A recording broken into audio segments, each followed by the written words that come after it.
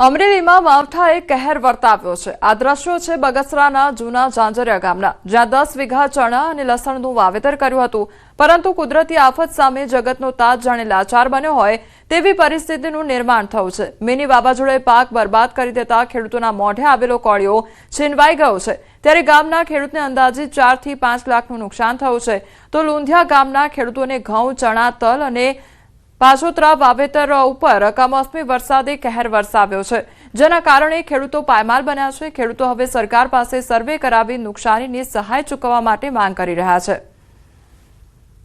ચણાનું વાવેતર છે, અમારે માવઠાના હિસાબે ચણાનું વાવેતર બગડી ગયું છે। ત્યાર પછી કે અમારા પશુના મોઢામાંથી કોળિયો પણ છીનવાઈ ગયો છે, ઘાસચારો પણ અમારા હાથમાંથી વયો ગયો છે। એટલે અમને ગમે એમ કરીને સરકારને કહીએ કે અમારી અપીલ સર્વે કરે। અમારે અત્યારે આ માવઠાના હિસાબે નુકસાની ગયેલી છે લસણમાં, તો સરકારને અમારી એવી વિનંતી છે કે તાત્કાલિક ધોરણે અમારા પગલાં લઈ અને અમને સહાય રૂપે જે ચૂકવણી કરવાની હોય આપે, અને 2 થી 3 લાખનું નુકસાન થયું છે। બગસરા તાલુકાના સમગ્ર પંથકમાં 30% વધુ પાકો ખેડૂતોના ખેતરમાં લણણી કરવાના અથવા લણણી થયેલા અથવા પાથરા અથવા ઢગલાના રૂપમાં પડેલ હતા, તેવા પાકોમાં ખૂબ મોટું નુકસાન થયું છે।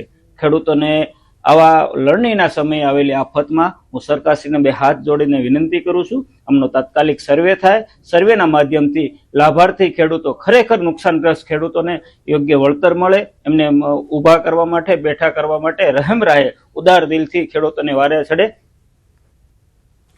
બોટાદમાં આવેલા મિની વાવાઝોડા સાથેના કમોસમી માવઠાએ ખેડૂતોના મોઢે આવેલ કોળિયો છીનવી લીધો છે।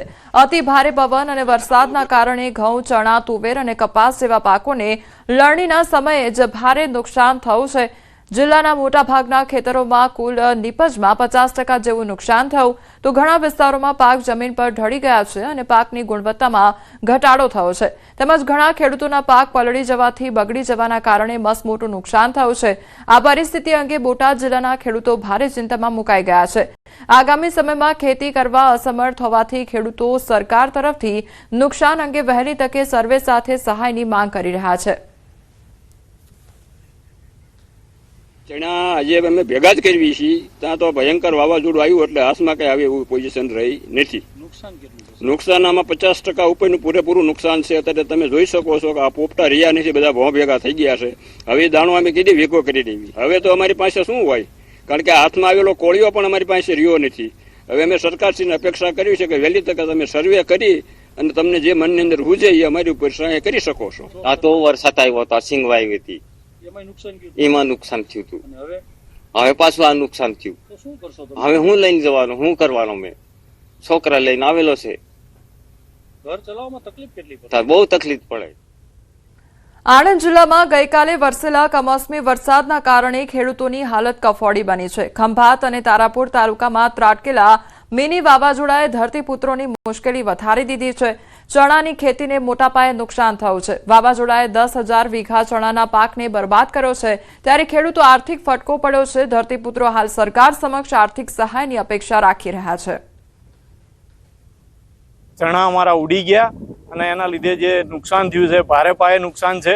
અને આવું એવું નથી કે ભાઈ ખંભાત તાલુકામાં, તારાપર તાલુકાના જે ગામ છે, દુગારી છે, ખડા છે, ત્યાંય તે લોકો ખેડૂતો છે જે ચણાનો પાક કર્યો છે, એમને તે ભારે માત્રામાં નુકસાન છે।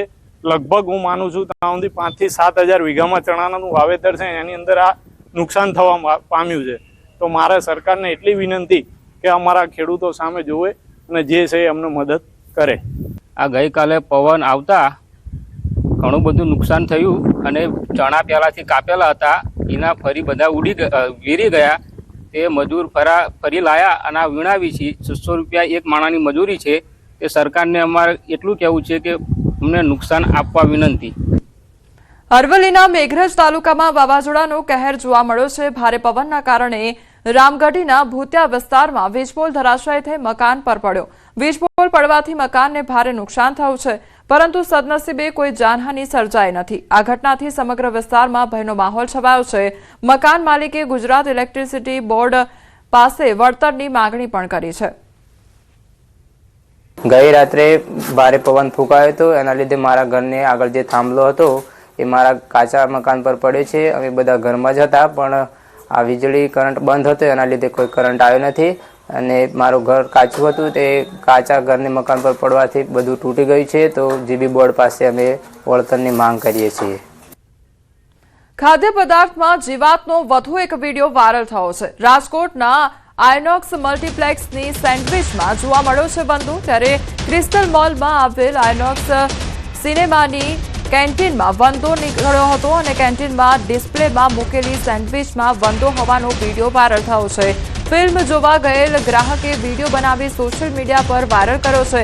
તો ગ્રાહકે વિડીયો બનાવવાનું શરૂ કરતા કેન્ટીન ચાલકે બચાવ કર્યો હતો.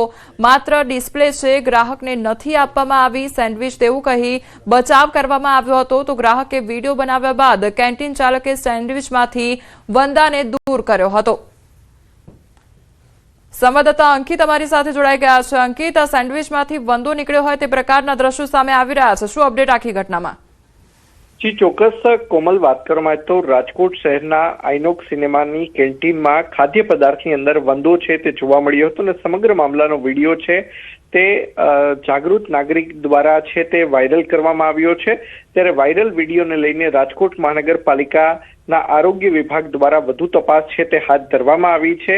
ત્યારે આરોગ્ય વિભાગ દ્વારા જે આઇનોક્સ સિનેમાનો જે કેન્ટીન છે તે કેન્ટીનના સંચાલકને કોઈ દંડ ફટકારવામાં આવે છે કે કેમ તે જોવું અતિ મહત્વનું બની રહેશે. ખાસ કરીને વાત કરવામાં આવે તો ગઈકાલે ધુરંધર ફિલ્મ જોવા ગયેલા ગ્રાહકે સમગ્ર મામલાનો વિડીયો બનાવીને સોશિયલ મીડિયામાં વાયરલ કર્યો છે.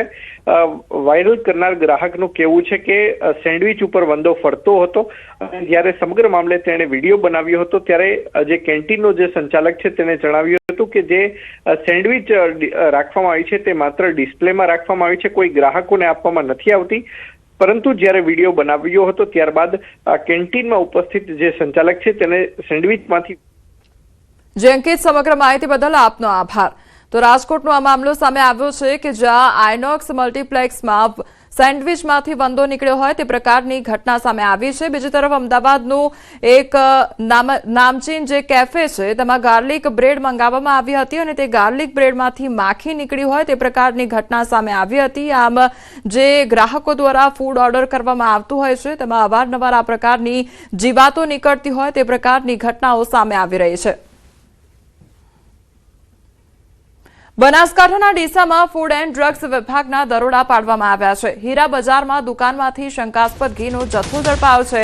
હાસ્ય, ગૌરસ અને જયમૂલ સહિતના નામે નકલી ઘી વેચાણ કરવામાં આવતું હતું. કાર્યવાહીમાં 6,14,995નું 929 લીટર ઘી સીલ કરવામાં આવ્યું છે. શંકાસ્પદ ઘીના સેમ્પલ લઈ પરીક્ષણ અર્થે મોકલવામાં આવ્યા છે. તો બનાસકાંઠાનો આ મામલો સામે આવ્યો છે કે જ્યાં નકલી ઘીનો જથ્થો જપ્ત કરવામાં આવ્યો છે. 900 લીટરથી વધુનું જે ઘી છે તે સીલ કરવામાં આવ્યું છે અને ફૂડ એન્ડ ડ્રગ્સ વિભાગ દ્વારા દરોડા પાડવામાં આવ્યા અને તે અંગેની તપાસ હાથ ધરવામાં આવી છે. તો બીજી તરફ જે નકલી ઘીના સેમ્પલ છે તે એકત્રિત કરવામાં આવ્યા છે અને તપાસ અર્થે મોકલવામાં આવ્યા છે. તો અવારનવાર આ પ્રકારની ઘટનાઓ સામે આવતી હોય છે જેમાં નકલી દૂધ જપ્ત કરવામાં આવતું હોય છે. નકલી ઘી હવે સામે આવ્યું છે કે જેનો જથ્થો જે છે તે સીલ કરવામાં આવ્યો છે. ગીર સોમનાથમાં આવેલા ઉના શહેર તેમજ ગ્રામ્ય વિસ્તારોમાં અચાનક વાતાવરણમાં પલટો જોવા મળ્યો છે. ભર ઉનાળામાં ગાજવીજ સાથે કમોસમી વરસાદ ખાબક્યો છે. કાળા ડિબાંગ વાદળો છવાઈ જતા કેસર કેરીના બગીચાના માલિકોની ચિંતા વધી ગઈ છે, કારણ કે પાકને નુકસાન થવાની ભીતિ સેવાઈ રહી છે. બીજી તરફ અસહ્ય ગરમીમાંથી લોકોને રાહત પ્રાપ્ત થઈ છે. આ તરફ ગીર જંગલ અને ગીર ગઢડામાં પણ વરસાદ ખાબક્યો છે. ગ્રામ્ય વિસ્તારોમાં માવઠું ત્રાટક્યું છે. અસહ્ય ગરમીના બફારા બાદ કમોસમી વરસાદ ખાબક્યો છે. વીજળીના કડાકા ભડાકા અને ભારે પવન સાથે અચાનક ધોધમાર વરસાદ નોંધાયો છે. તો સનવાવ, જરગલી સહિતના ગામોમાં વરસાદ ખાબક્યો છે. વરસાદથી ખેડૂતોને ભારે નુકસાન જવાની ભીતિ સર્જાઈ રહી છે. તો ગીર ગઢડા અને ગીર સોમનાથના દ્રશ્યો સામે આવ્યા છે કે જ્યાં વાતાવરણમાં એકાએક પલટો જોવા મળ્યો છે. સંવાદદાતા દિનેશ અમારી સાથે જોડાઈ ગયા છે. દિનેશ, ગીરમાં અત્યારે કયા પ્રકારનું વાતાવરણ જોવા મળી રહ્યું છે? જી બિલકુલ કોમલ, ખાસ કરીને હવામાન વિભાગે જ્યારે આગાહી કરવામાં આવી હતી કે કમોસમી વરસાદ છે તે 2 થી 3 દિવસ સુધી રહેશે અને તેમના ભાગરૂપે જ આજે કહી શકાય કે ઉના અને ગીર ગઢડા પંથકની અંદર જે કેટલાક ગ્રામ્ય પંથકો છે, ઉના શહેર અને ગીર ગઢડા પંથકની અંદર પણ હાલ ધોધમાર વરસાદ છે તે વરસી રહ્યો છે. જોકે આ કમોસમી વરસાદને લઈ અને ક્યાંક ને ક્યાંક ખેડૂતો છે તેઓમાં ચિંતા વ્યાપી છે, કારણ કે હાલ આ ચાલુ વર્ષે ગીરમાં કેસર કેરીનું ઉત્પાદન પણ ઓછું થવાની પૂરેપૂરી શક્યતાઓ સેવાઈ રહી હતી અને તેવામાં જ્યારે આ કમોસમી વરસાદ આવ્યો છે ત્યારે કેસર કેરી પકવતા જે ખેડૂતો છે તેઓને સૌથી મોટી નુકસાનીનો સામનો કરવો પડશે. તો બીજી તરફ જે અન્ય પાકોનું ઉત્પાદન લેતા ખેડૂતો છે તેઓ પણ હાલ ચિંતિત જોવા મળી રહ્યા છે. કોમલ.